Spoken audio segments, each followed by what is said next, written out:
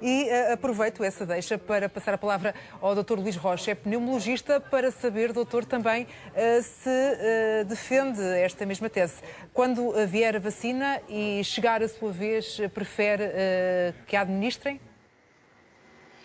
Olá, boa tarde. Sim, perfeitamente. Ou seja, a vacina que eu tenho relativamente são seguras e eu também coloco na minha vez vacinado sem problema nenhum, a perfeita segurança. Conheço os mecanismos científicos que estão envolvidos e, portanto, sei que todos os processos foram cumpridos. Houve aqui situações relativamente à parte burocrática que foi encurtada e essa sim levou a que este tempo célere relativamente ao perfil de vacinas neste momento que temos no mercado. E, acima de tudo, ou seja, temos várias casas, podemos selecionar a vacina, ou seja, podemos perguntar qual a vacina, um profissional de saúde que conheça este leque de vacinas pode selecionar até a sua vacina, qual é que se prefere, mas eu não sei se isso será possível através do SNS. Doutor, ficámos a conhecer esta tarde e penso que também esteve a ouvir as declarações de há pouco no Infarmed, em que foi apresentado este plano. O doutor é pneumologista. Eu vejo aqui que entre os grupos prioritários da primeira fase entram efetivamente pessoas com 50 anos ou mais, com aqui a doença pulmonar obstrutiva crónica, sob suporte ventilatório e ou oxigenoterapia de longa duração. Concorda que estas pessoas entrem neste grupo prioritário? E, por outro lado, saber se dentro das doenças, das patologias que trata, fazia sentido entrarem aqui outras pessoas neste grupo?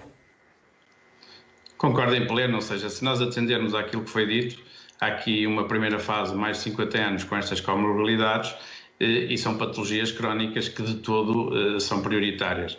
E atende a outro segundo fator importante, ou seja, nós estamos aqui numa faixa etária de vida útil com a atividade económica aqui também a ser defendida. Portanto, há aqui não só a questão das comorbilidades, como todo o tecido económico também que está aqui assente.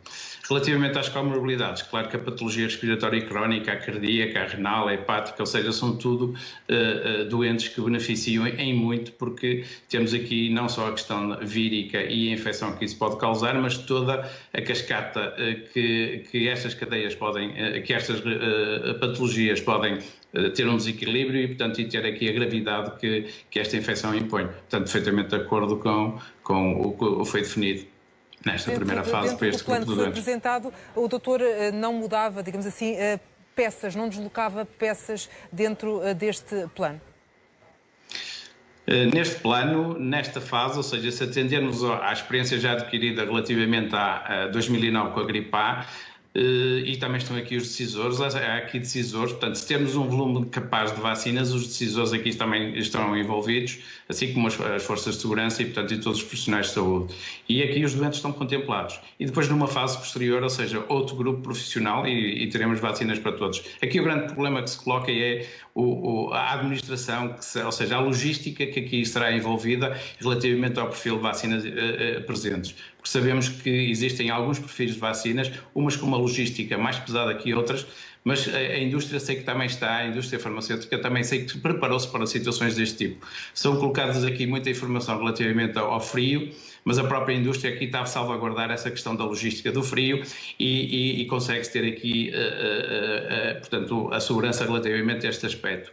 Assim como a sua distribuição, ou seja, a sua distribuição e, acima de tudo, a administração é que é fundamental. Há aqui ainda pontos a esclarecer relativamente, ou seja, sabemos que são os cuidados de saúde primários que estão aqui envolvidos e muito bem, mas não sabemos o que é que se passa a nível hospitalar. O SNS está envolvido, os hospitais. Eu também, como médico especialista na medicina do trabalho, ou seja, também, além de pneumologista, também tenho uma preocupação acrescida aqui com uma logística relativamente aos profissionais de saúde que serão envolvidos nesta vacinação e, portanto, e como é que os hospitais vão participar nisto em termos de vacinação e penso que isso deve estar incluído também neste plano.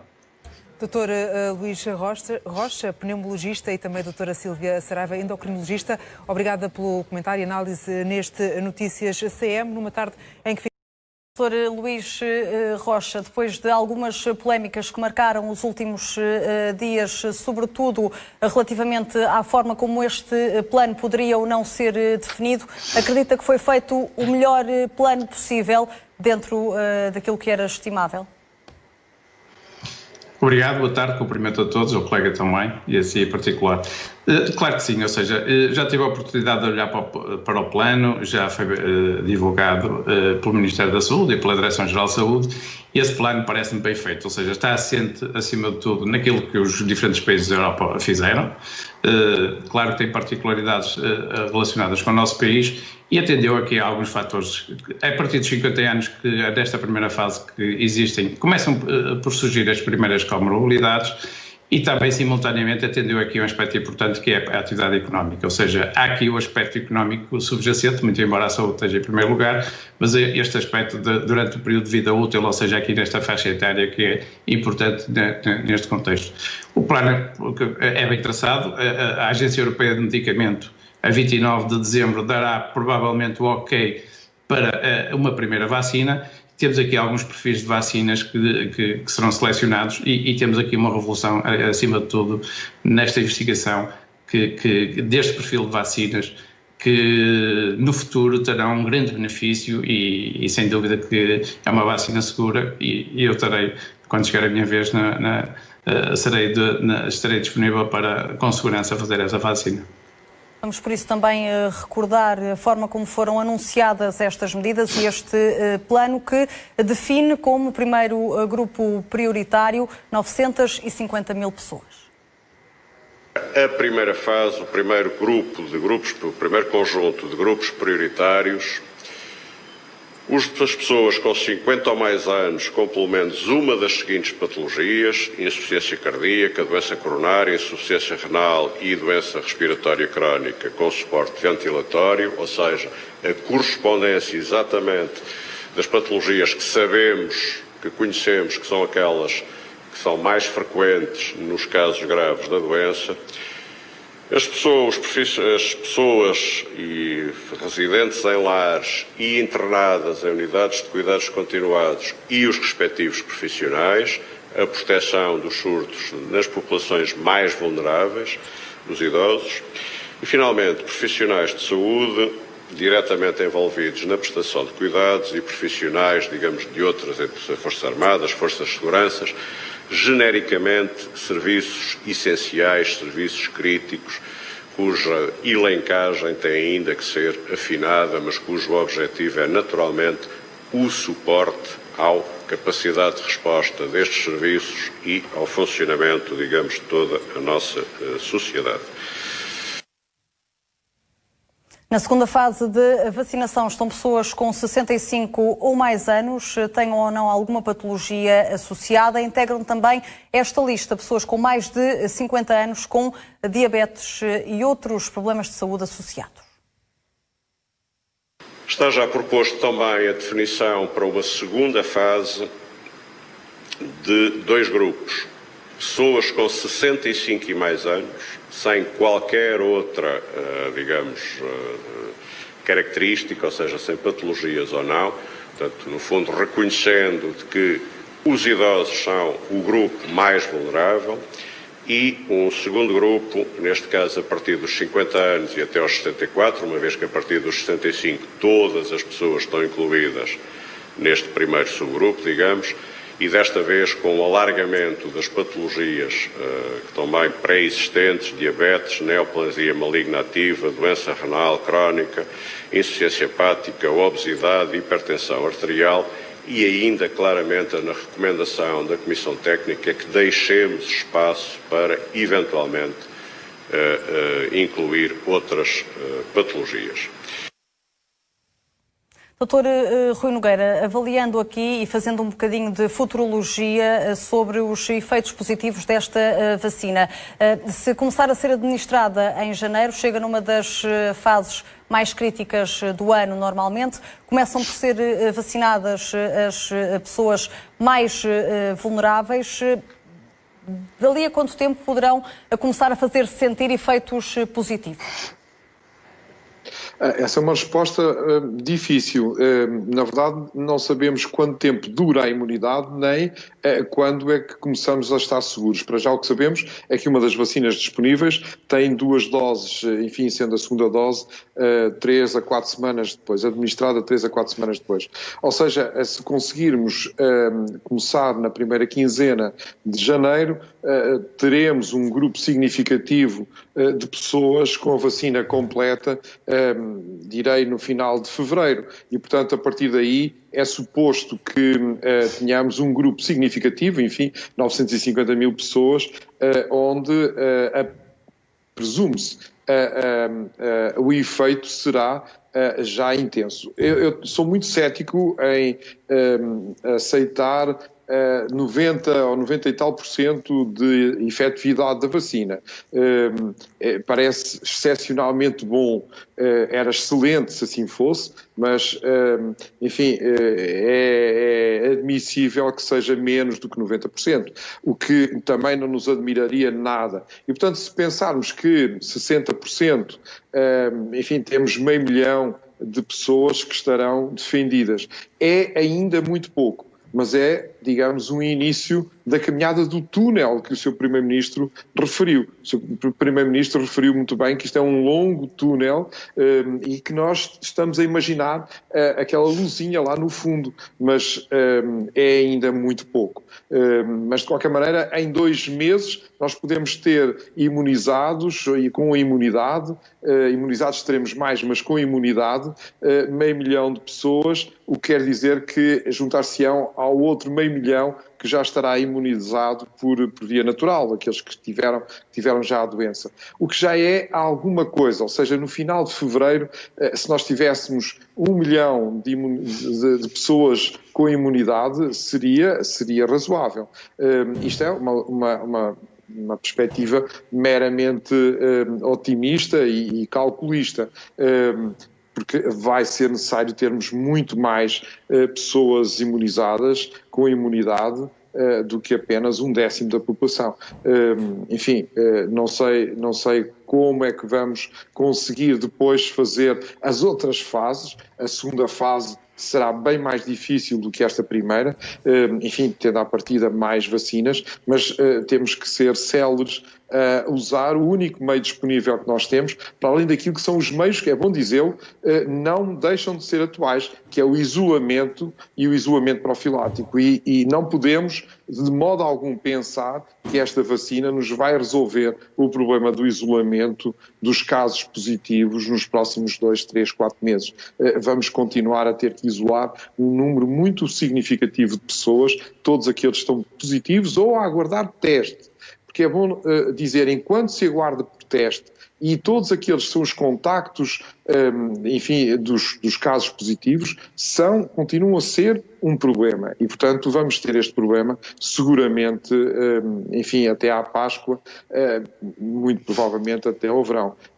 Vamos ver como é que nos conseguimos organizar, como é que conseguimos dar a resposta e como é que esta vacina vai responder assim a um número tão significativo de pessoas em todo o mundo. Vamos ter que estudar muito quais são as vacinas que se adequam mais a umas pessoas do que a outras, vamos ter que ver quais são qual é a duração da resposta imunitária. Há muitas questões que estão em aberto e que vamos ter que estudar muito bem para muitas pessoas e, portanto, vamos aguardar por esses estudos. De qualquer maneira, é bom também não esquecer, não estamos livres de modo algum, era bom que me enganasse, mas não estamos livres de termos uma terceira vaga, algures aí assim em janeiro ou fevereiro. Enfim, esta está já a abrandar, esta segunda em que estamos agora a viver, mas antes de termos o efeito da vacina vamos ter muito provavelmente uma terceira vaga. Muitas questões, dúvidas e também preocupações que assolam com toda a certeza a mente de todos os especialistas. Já numa altura em que a chegada da vacina está mais próxima, são também equacionados os possíveis efeitos secundários, que vou pedir-vos também uma opinião. Dores de cabeça, inchaços no corpo, alguma febre são alguns dos efeitos que podem ocorrer. depois da vacinação contra a Covid-19. Na reunião do Infarmed esta manhã, João Gonçalves, da Faculdade de Farmácia da Universidade de Lisboa e do Instituto de Investigação do Medicamento, faz um apelo aos portugueses. Pede que não tenham medo das reações adversas. Segundo o especialista, alguns efeitos são bons. E esses efeitos da vacina contra a Covid-19, que podem ser as dores de cabeça, os inchaços e alguma febre, são efeitos positivos. Doutor Luís Rocha, é exatamente aquilo que lhe pergunto. Os portugueses não devem ter medo destes efeitos adversos que podem advir da vacina contra a Covid-19? Sim, isso já frequentemente passamos essa mensagem com a vacinação da gripe. Ou seja, muitas vezes o doente faz essa referência, não faça a vacina da gripe porque depois tem uma gripe a seguir, portanto é uma ideia completamente errada, e isto aplica-se no mesmo raciocínio relativamente a esta vacina que está descrito esses efeitos, ou seja, são efeitos que nós nem deveremos considerar efeito adverso, e isso é pedido. Ou seja, a própria linha de investigação diz isso mesmo. Cefaleias, dores de cabeça, o tal inchaço que faz essa induração no antebraço que faz essa referência, ou seja, são Ou seja, estes efeitos não são motivo de preocupação para quem os vier a sentir? Não. São a resposta do nosso sistema imunológico e estão-nos a dar um indicador de que a vacina está a ter o seu efeito. Há medidas inflamatórias aqui em curso e isto está-nos a dar uma indicação de que estamos a ter uma efetividade desta vacina. Portanto, isso não deve ser considerado um efeito adverso e portanto, é seguro e isso é um bom indicador. Doutor Rui Nogueira, concorda com aquilo que foi dito também pelo doutor Luís Rocha, até porque estas serão questões que vão estar na mente de todos nos próximos meses? Seguramente, aliás, já estão nesta altura, mesmo com a vacina da gripe, até mesmo com outras vacinas, é muito frequente as pessoas dizerem que fizeram a vacina da gripe e nesse ano apanharam gripe. Eu julgo que a maior parte das pessoas não sabe o que é mesmo gripe, confundem alguns sintomas com a gripe, enfim, alguns são muito semelhantes, é verdade, mas a gripe é muito mais do que aquilo que a maior parte das pessoas dizem que tiveram gripe. Às vezes também, na verdade, até dizem que estiveram engripadas. Engripado quer dizer que não é gripe, é assim uma coisa parecida, mas não é. E na verdade, enfim, poder-se admitir essa designação assim. Mas os efeitos secundários, aliás, como o colega estava a dizer muito bem, quer dizer, são mínimos, são desvalorizáveis, comparado com a doença, não é absolutamente nada. São mesmo uma gotinha num oceano, não tem significado maior, nós já sabemos que sim, é a resposta no organismo, a maior parte das vezes passa em poucas horas, de um dia para o outro, não tem nada a ver com aquilo que é a evolução da doença e não é perigoso. Esta vacina, ou estas vacinas, se quisermos, são de alta tecnologia, é assim uma evolução estrondosa, e até se quiséssemos comparar com as primeiras vacinas que foram feitas, é evidente que as pessoas podem pensar ainda nas primeiras vacinas e, enfim, nos efeitos que eram perigosos, mas isso é da história, do século passado, até do século XIX, das primeiras, do século XVIII, enfim, não tem nada a ver com a engenharia que é hoje usada nas vacinas. É autêntica engenharia biológica, engenharia ao mais alto nível, e por isso é que também foram capazes de as fazer em tão curto espaço de tempo. E, portanto, estas vacinas, naquilo que diz respeito à segurança, nós estamos tranquilos. O problema maior, aquilo que é a nossa dúvida, é a efetividade, vale ou não vale, é ou não é efetiva, resulta, evita a doença. Isso é que falta saber em todas as pessoas, porque há pessoas que, enfim, têm mais dificuldade, o seu sistema imunológico, as suas defesas são mais difíceis de desenvolver, de estimular e, portanto, é isso que falta saber. Só o tempo nos dirá se vamos ou não vamos ter resultados bons. Os efeitos secundários são desprezíveis e já sabemos que é segura, porque esta é a fase que já foi investigada há mais tempo e já sabemos que é segura, não temos dúvidas sobre isso. Aliás, como o colega disse, eu estarei na linha da frente, quando chegar a minha vez, lá vou eu, claramente. Vamos analisar uma outra questão que foi também hoje discutida na reunião do Infarmed. A utilização da máscara e o distanciamento são mais eficazes contra a Covid-19 do que as restrições à mobilidade. A afirmação é de um especialista do Instituto Ricardo Jorge, que defendeu hoje que reduzir a mobilidade é importante para diminuir os contágios de Covid-19, mas mais eficaz é garantir que se mantém o distanciamento de 2 metros e se utiliza a máscara de proteção. Dr. Luís Rocha, em meses em que já estamos tão habituados a ter estas restrições à mobilidade, surge esta novidade, por assim dizer, concorda? Em pleno, ou seja, não é novidade. Nós, independentemente de iniciar este processo de vacinação, não, como é dito, não podemos baixar a guarda. Devemos manter, independentemente de termos feito esta vacina, agora com toda a certeza se iniciará, devemos manter as mesmas regras: distanciamento, máscara e higienização das mãos. Esse é um critério que devemos manter. Isto porquê? Porque a vacina vai de forma gradual, não teremos a população imediatamente toda, é impossível, ou seja, toda imunizada.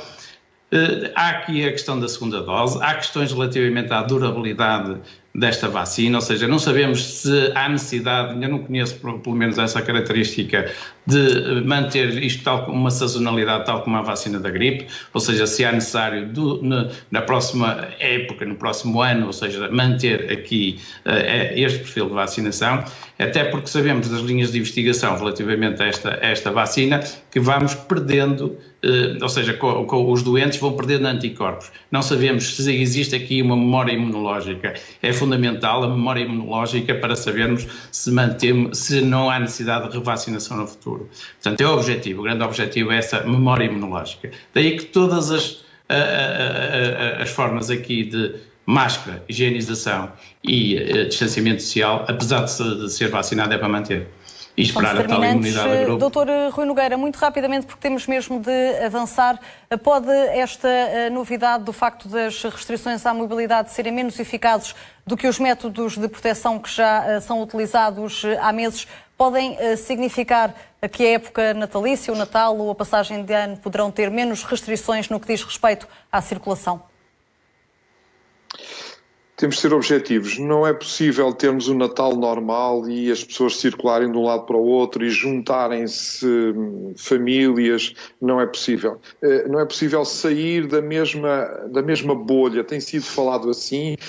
O mesmo grupo de pessoas, enfim, pouquinhos, dá para juntar, mas são os mesmos do dia-a-dia. Juntar pessoas que vêm de um lado e do outro, como é tradição no Natal, não julgo que seja prudente, não julgo que seja possível, não me parece razoável. Nós não temos minimamente resolvida a situação agora. Nós estamos com esta onda controlada, mas não está resolvida. E não estará resolvida antes do final do mês e janeiro vamos entrar ainda com menos casos. É bom recordar, nós nesta onda tivemos 4 vezes mais casos do que em abril. E por isso mesmo, doutor, não podemos descurar nesta altura das medidas de proteção. Muito obrigada ao doutor Rui Nogueira e ao doutor Luís Rocha pelas explicações. Num dia em que